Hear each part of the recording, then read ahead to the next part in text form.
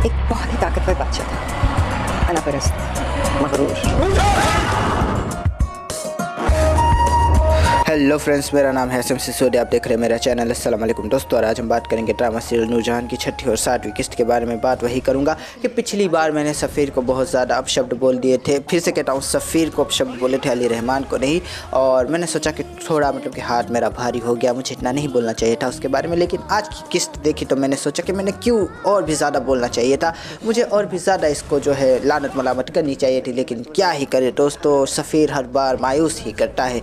बात कर लेते हैं किस्तों की। तो स्टोरीज़ की बात करें, सबसे पहले बड़े भाई की स्टोरी। तो बड़े भाई की स्टोरी में ज़्यादा कुछ हुआ नहीं। हमारी प्यारी सी जो बड़ी बहू है उसकी खातिर तवाज़ो की जा रही है। उसकी माँ उससे मिलने आती है। माँ भी कहती है कि इतने अच्छे लोग हैं, इनका मतलब कि तुम ख्याल रखो, ये भी तो तुम्हारा ख्याल रखते। लेकिन वही बात है कि ये मेरा ख्याल नहीं रखते, मेरे बच्चे का ख्याल रखते। माँ फिर वहाँ से चली गई।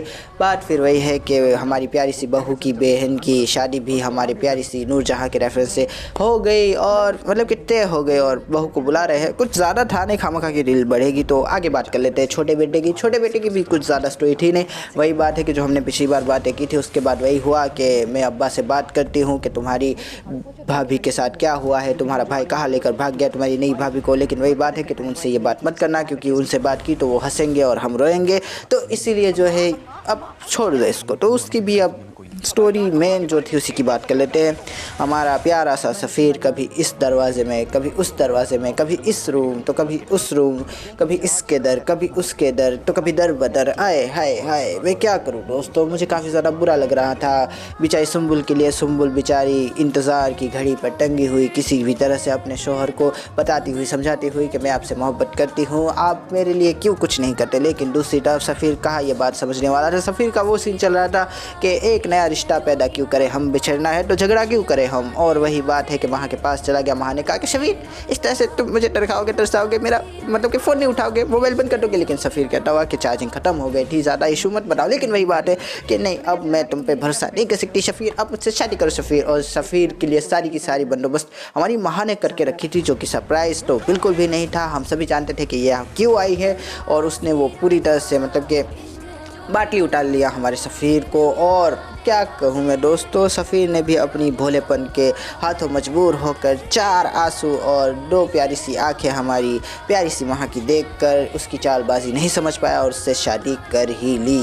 दूसरी तरफ मैं बात करूँ तो हमारी सुम्बुल दूसरे रूम के अंदर, उसको भयानक ख्वाब आते हुए जब जागी तो उसको लगा कि क्या हो रहा है, कहीं बाजू वाले रूम में शादी तो नहीं पड़वा रहा मेरा शौहर। लेकिन दूसरी तरफ उसने सोचा कि ये सब मैं क्या सोच रही हूँ, और फिर से सो गई। और वही बात है कि सुबह हुई तो हमारी प्यारी सी माँ ने कहा कि अब हम चलेंगे यहाँ से, हम यहाँ पर नहीं रुकने वाले सफ़ीर, तुम मेरे हो सफ़ीर और सिर्फ मेरे रहोगे। उसको छोड़ दो, टरखा दो, तरसा दो। अगर ज़िद्दी हुई तो माँ के पास जाएगी, नहीं हुई तो वापस लौट जाएगी। और सफ़ीर भी बेवकूफ़ों की तरह, बुज़दिलों की तरह, कायरों की तरह और बहुत सारी चीज़ें हैं, पर क्या कहूँ मैं, चल छोड़ देते। वही है कि चला गया हरामखोर। अपनी बीवी को छोड़ के कोई जाता है क्या? दूसरी शादी करना गुनाह नहीं है, लेकिन दूसरी शादी होते ही अपनी पहली बीवी को कोई इस तरह से हनीमून पैकेज पे आधो अधूरी, मतलब कि कौन जाता है यार? ये क्या किया तूने सफ़ीर? वो भी आधी रात को ऐसे भागा है जैसे चोर भागता है।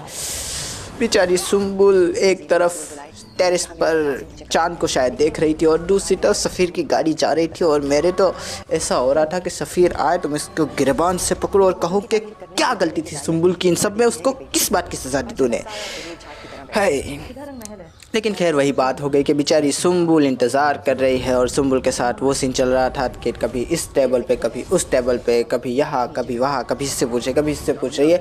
लेकिन बाद में उसने जाकर रिसेप्शनिस्ट से पूछ ही लिया कि मेरे शौहर कहाँ है। लेकिन वही बात है कि वो तो अपनी बीवी को लेकर चले गए। तो हमारी सुम्बुल ने कहा कि मैं बीवी हूँ, मुझे लेके कहाँ गए हैं वो? लेकिन वही बात है कि उन्होंने चेकआउट कर चुके हैं। लेकिन वही बात है कि मैं उनकी बीवी हूँ। लेकिन वही बात है कि वो अपनी बीवी को लेकर चले गए हैं। तो सुम्बुल बेचारी है पे हो गई, रोने लगी, काफ़ी ज़्यादा मानत लानत मलामत करने लगी, और जाके अपनी सास को एक तरफ फ़ोन कर दिया। सास ने कहा कि बोलो क्या बात है, क्या हनीमून पे कुछ अच्छा हुआ तुम लोगों के साथ? लेकिन वही बात है कि आपका बेटा मुझे छोड़ के अपनी बीवी को लेकर भाग गया है। और जैसे ही ये बात नूरबानो को पता चली, सॉरी नूरजहान को पता चली, तो नूरजहान को तो जैसे मतलब कि क्या मैं इस कैफियत को कहूँ कि बेटा किसी और के साथ भाग जाए तो क्या ही गुजरती है। बेटी अगर किसी और के साथ भागे तो वो तो समझ आता है, लेकिन बेटा भाग जाए तो क्या गुजरती है।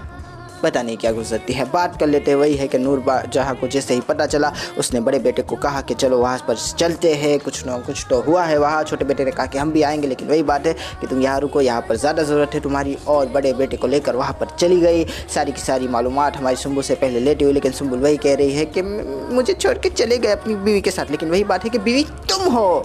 लेकिन सुंबुल कहते हो कि मुझे रिसेप्शनिस्ट ने यही बताया है, और वही है कि मैं भी किस पागल से बात कर रही हूँ, सब तुम्हारी गलती है, तुम्हारी वजह से ये सब हुआ है, तुम एक बेवकूफ़ औरत हो सुंबुल। लेकिन सुंबुल कहती है कि मेरी गलती, मैंने तो कुछ किया ही नहीं। लेकिन वही बात है, तुमने कुछ किया नहीं, यही तो तुम्हारी गलती है। और मैं भी यही कहूँगा कि सही बात है, सुंबुल की गलती तो है, अपने शोहर पे ध्यान तो देना चाहिए था ना। और सफ़ीर बस दिखता पत्थर है लेकिन अंदर से एकदम पिलपिला है। देखिए ना आप दोस्तों, जैसे ही दो आंसू देखता है तो बेचारे के मतलब के अंदर का मर्द जागने लगता है और वो बस औरत को सहारा देने के लिए पहुंच जाता है। हमारी प्यारी सी माँ इस बात को अच्छे से जानती थी, उसी का उसने फ़ायदा उठा लिया। अगर यही काम सुंबुल कर लेती उससे पहले तो शायद सफ़ीर आज उसके साथ होता। ज़रूरत थी थोड़ी सी, मतलब कुर्बत की ज़रूरत थी, थोड़ा सा मतलब कि झाड़ना था, सफ़ीर मान जाता। क्योंकि बुद्धू लड़के ऐसे ही होते हैं, सफ़ीर एक बुद्धू लड़का ही है। आज के एपिसोड के बाद तो पता चल ही गया। लेकिन वही बात है कि सुंबुल भी तो बुद्धू है, उसके साथ दो बुद्धू इकट्ठे हो गए। और मैं हमेशा कहता हूँ ऐसी सिचुएशन में कि एक जैसे इकट्ठे हो गए और बेड़ा गर्क हो गया। नूर जहान का बेटा भाग गया अपनी दूसरी बीवी के साथ। और ये सारी मालूमात हमारे रिसेप्शनिस्ट से लेते हुए सारी की सारी रिकॉर्डिंग देख ली। और हमारी सुंबुल तो बेचारी उठ के ही चली गई शर्म के मारे। दूसरी तरफ हमारी माँ कहती हुई कि ये उसकी बीवी है। लेकिन वही बात है कि सारा का सारा निकाहनामा सब कुछ दिखा दिया। और जब वो दिखाया तो कहा कि ये लड़की कौन है, तो कहा कि बड़ी मशहूर पॉलिटिशियन की बेटी है। और हमारी नूर जहाँ ने कहा कि यही हरामखोर है, इसी ने किसी चीज़ का बदला लिया है, अब जाकर देखना होगा। और हमारे बेटे को कहा कि चलो इसका एड्रेस ले लो, आप तो इसके घर ही चलेंगे, अगला पड़ाव इसके घर ही होगा, कार्रवाई इसके घर ही डलेगी। और वही बात है कि हमारे सुंबुल को लेकर चेकअप करवा कर वहाँ से चले गए। अब बात करते हैं अगली किस्त की। तो वही बात है कि क्या होने वाला है। तो हमारा सफ़ीर जो कि हनीमून पैकेज को अधूरा छोड़ के दूसरे हनीमून पर चला गया। और वही बात है कि वहाँ पर जाकर माँ से अच्छी अच्छी प्यारी प्यारी बातें कर रहा है। लेकिन माँ कह रही है कि अपनी माँ के कहने पर भी मुझे नहीं छोड़ोगे ना। लेकिन सफ़ीर का मुँह ऐसे उतर गया। हाँ, बाद में वो कह देगा कि नहीं छोड़ूंगा, लेकिन सफ़ीर अपनी माँ से डरता तो बहुत है, ये बात तो सच है। अब देखते हैं कि वो छोटा या नहीं छोटा। दूसरी तरफ हमारी जिसने शादी करवाई, जिसने ब्याह रचवाया हमारे सफ़ीर और माह का, जिसने दलाल बन के हमारे सुंबुल की ज़िंदगी को बेच डाला, वो सहेली मतलब कि गाली देने को जी चाहता है, लेकिन मैं दूंगा नहीं, क्योंकि मैं जानता हूँ ना कि इतना भी मतलब कि अच्छा नहीं होता फ्रस्ट्रेशन निकालना। लेकिन वही बात है कि कहती हुई कि सुहाग रात के दिन मतलब कि हनीमून के दिन बेटा भाग गया। और मैं कहता हुआ कि यार ये मतलब कि क्या बकवास कर रही हो तुम, ये क्या किसी चीज़ का बदला लिया है इसने जो इस तरह की अपशब्द भाषाओं का उपयोग करे। ऊपर से उसका बाप भी कहता हुआ कि ऐसा बेटा हो तो इंसान डूब के मर ही ना जाए। लेकिन दूसरी तरफ नूरजहान कहती हुई कि मैं तुम लोगों की ईंट से ईंट बजा दूंगी, तुम लोग मुझे जानते नहीं हो। और वही बात है कि इतने में ही नूरजहान की आंखें फटी की फटी रह गई, क्योंकि कोई आया। और मैं जानता हूँ ये कौन आया, और आप भी सब लोग जानते ही होंगे अगर आपने इसका टीज़र देखा हो या फिर आपने इसका गाना देखा हो।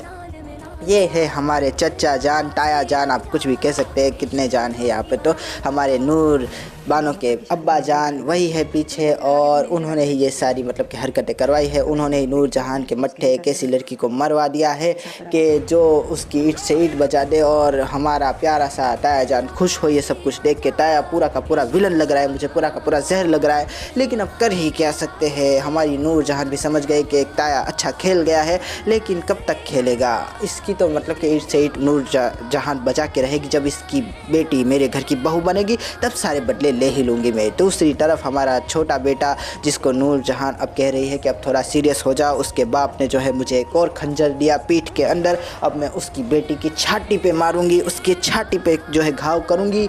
जल्द से जल्द तैयार हो जाओ और अपनी मतलब कि पर्सनैलिटी को थोड़ा और तगड़ा करो कि नूर बानो तुम्हारी मुरीद बन जाए, तुमसे शादी करने के लिए हर तरह की जंजीरें तोड़ दे।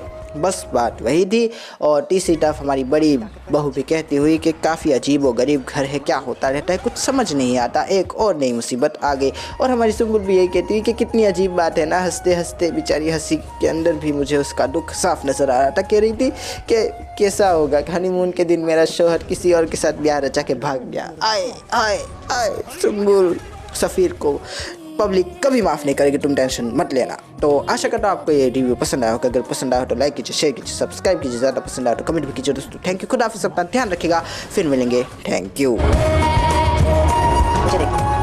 की वजह से सर खा के चली